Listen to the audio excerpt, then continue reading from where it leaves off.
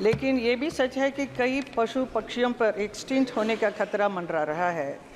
गंभीर खतरे और अन्य विलुप्त पशु पक्षियों की रक्षा करने के लिए सरकार कई योजनाएं, पॉलिसीज लाई है, लेकिन सफलता नहीं पा रही है। मेरा माननीय मंत्री से यही सवाल है कि भारत में राष्ट्रीय पक्षी मोर सहित कई पक्षियों की आबादी बहुत तेज़ी से घट रही है और पक्षी की कई स्पीसीज पर संकट खड़ा हो रहा है। यहाँ तक कि मथुरा, जो भगवान श्री कृष्ण की नगरी है, वहाँ पर भी मोर बहुत कम नज़र आने लगे हैं। इस स्थिति को देखते हुए सरकार ने ड्यूरिंग द रिसेंट ईयर्स क्या क्या विशेष कदम उठाए हैं और वो सकारात्मक परिणाम सामने आए हैं क्या?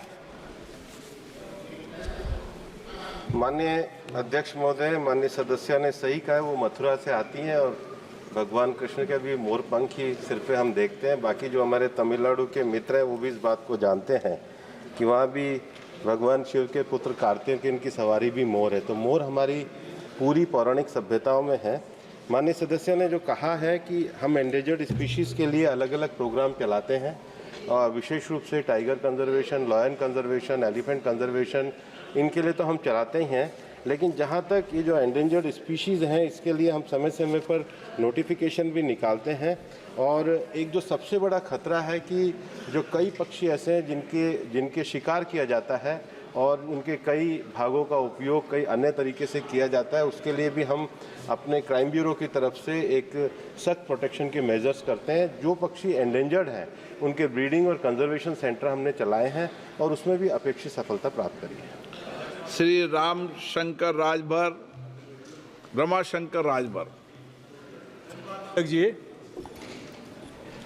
माननीय मंत्री जी से मैं आपके माध्यम से जानना चाहता हूं कि मंत्री जी अवगत हैं जहां जंगल है वहां तो जो वन्य जीव हैं वो सुरक्षित हैं, लेकिन जो हम लोगों ने सड़कें बनाई हैं उस पर गिलहरी, नेऊर, बिल्ली, शियार, ये जो छोटे छोटे जानवर हैं, गर्मी के महीने में जल के खोज में वो निकले और हमारी गाड़ियों से वो रौंदे जा रहे हैं।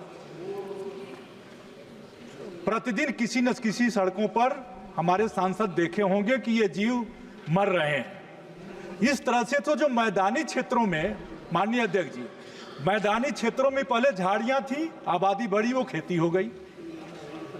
झाड़ियां खत्म होने से जो जीव झाड़ियों में ही रह सकते, उड़ नहीं सकते, कि उड़ रहेंगे तो पेड़ पर रहेंगे। आपका सवाल क्या है? मेरा सवाल यह है कि इन वन्य जीवों को बचाने की सरकार की और माननीय मंत्री जी की कोई योजना है? माननीय मंत्री जी। माननीय अध्यक्ष महोदय, हम जो कार्य कर रहे हैं, सबसे पहला जो कार्य हम लोग कर रहे हैं वो मैनेजमेंट और प्लानिंग और कैपेसिटी बिल्डिंग का काम हम लोग इनको बचाने के लिए अपने कर्मचारियों का भी करते हैं। बाकी जो जैसे हम वाघ मित्र और वन्य जीव मित्र आसपास के क्षेत्र में बनाते हैं उनके लिए करते हैं।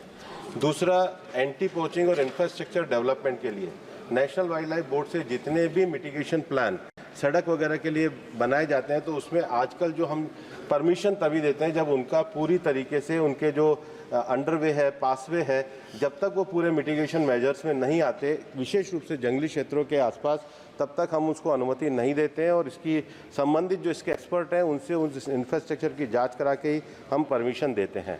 तीसरा जो एक विषय है कि आबादी के दबाव के कारण और बाकी चीज़ों के कारण जो हैबिटेट्स हैं वो जो इनके ख़त्म हो रहे हैं, उसके रेस्टोरेशन के लिए हम प्रोग्राम चलाने का काम